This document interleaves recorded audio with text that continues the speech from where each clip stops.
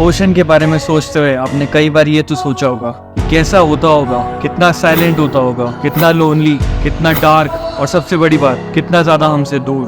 पर आपने क्या ये सोचा है कि दूर में वो ऐसा कौन सा पॉइंट होगा जो कि लैंड से मतलब ह्यूमन से सबसे ज्यादा दूर है, सबसे ज्यादा आइसोलेटेड है। तो आज बात करते हैं पॉइंट नीमो के बारे में।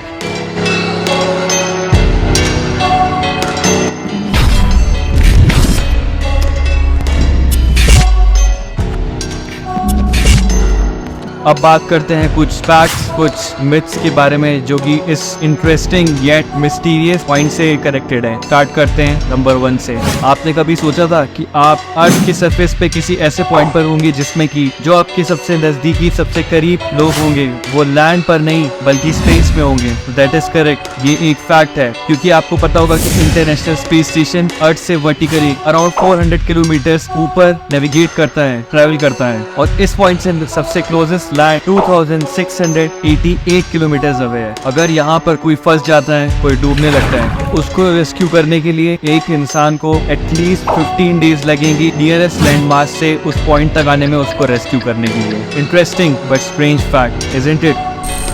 अब नेक्स्ट फैक्ट है कि सारे के सारे सैटेलाइट्स जो कि स्पेस में कंटिन्यूअसली रिवॉल्व कर रहे हैं, वो सारे सैटेलाइट्स इस पॉइंट के अराउंड ही आके क्यों गिरते हैं, और उन सारों के रेक जो है इस पॉइंट के अराउंड ही क्यों अंडर वाटर मिलते हैं? तो उसका रीजन है ये कि जैसा कि now as we already know कि ये पॉइंट ह्यूमन हैबिटेट से सबसे ज्यादा दूर है, यानी कि ह्यूमन से सबसे ज्यादा दूर है, और यहाँ पर ह्यूमंस का होना इज ऑलमोस्ट रेयर। तो इसलिए जितने भी सैटेलाइट्स है जब वो डीकमीशन होते हैं तो हमारे पास सैटेलाइट्स स्पेस पे भेजने के लिए तो तरीका है, बट सैटेलाइट्स को वापस लैंड कराने का तरीका अभी तक हमारे पास अनफॉर्चुनेटली नहीं है। इनको क्रैश लैंड कराया जाता है अर्थ पर, और क्रैश लैंडिंग ऐसी जगह पर प्रेफर करी जाती है जहाँ पर कि कोई भी ह्यूमन प्रेजेंट ना हो। इसीलिए जो पॉइंट नीमो जहाँ की एक्चुअली कोई भी नहीं रहता है, it is the safest place crash the satellites at this point. That's why if you go deep inside the sea at this point you will find a lot of debris, lot of wrecks of these satellites. Now let's move to the next point.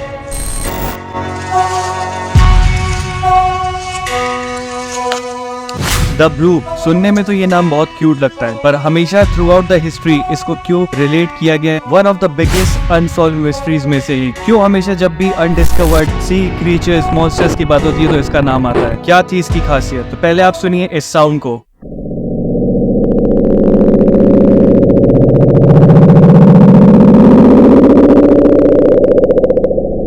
इसी sound का नाम था the blue. ये sound हमेशा से एक बहुत बड़ी मिस्ट्री रही है। ईयर 1997 में साउथ पैसिफिक ओशन में चिली से 2000 किलोमीटर वेस्ट में NOAA ने फर्स्ट टाइम इस आवाज को सुना था, और ये आवाज सुनने में तो कुछ सेम नॉर्मल सी क्रिएचर्स जैसी ही लग रही थी, पर फिर क्या खासियत थी इस आवाज में? तो here is the interesting fact, ये आवाज डिटेक्ट हुई थी 2 सेंसर्स से, पर वो 2 सेंसर्स एक दूसरे से 5000 किलोमीटर अवे थे। So can you imagine a sea creature which can produce a sound which can be heard 5000 kilometre away? History में आज तक कभी कोई ऐसा क्रिएचर नहीं मिला है, या ह्यूमंस अभी तक नहीं जानते हैं जो कि ऐसी आवाज प्रोड्यूस कर सके जो कि सुनाई दे 5000 किलोमीटर अवे तक। और NOAA ने इस इंफॉर्मेशन को पब्लिक किया, उसके बाद शुरू हुए बहुत सारे speculations, conspiracy theories, fictional writings. बहुत सालों तक कंटिन्यूअसली इसके बारे में बहुत बड़े बड़े नॉवेल्स लिखे गए फिक्शनल, और अंटिल 2005 तक यही माना गया कि ये एक ऐसा डीप वाटर ह्यूमंगस क्रिएचर था जो कि शायद वेव से भी कई मल्टीपल टाइम्स बड़ा हो, विच ओनली एक्सप्लेन्स कि वो क्रिएचर ऐसी आवाज निकाल सके जो कि 5000 किलोमीटर अवे तक सुनी जा सके। बट 2005 में श्योरिटी के साथ तो नहीं, पर NOAA ने एक अजम्पशन दिया पूरे वर्ल्ड को कि ये आवाज जो सुनाई दी गई थी 1997 में, हो सकता है वो एक सी क्रिएचर ने प्रोड्यूस ना करी हो,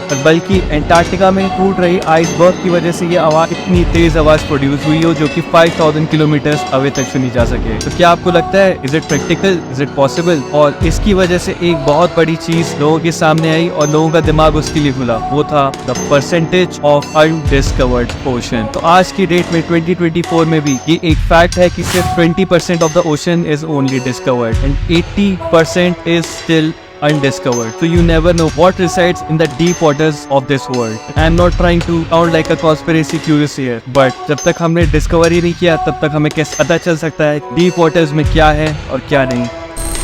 तो ये थी आज की पूरी वीडियो। अगर वीडियो आपको इंटरेस्टिंग, थॉट प्रोवोकिंग और इंटिमिडेटिंग लगी हो, like this video, share this video and subscribe to the channel. And I would like to end this video on a very interesting note, praised by a Greek philosopher named Socrates. The true wisdom is in knowing that you know nothing. Signing off, Seasonal Sailor.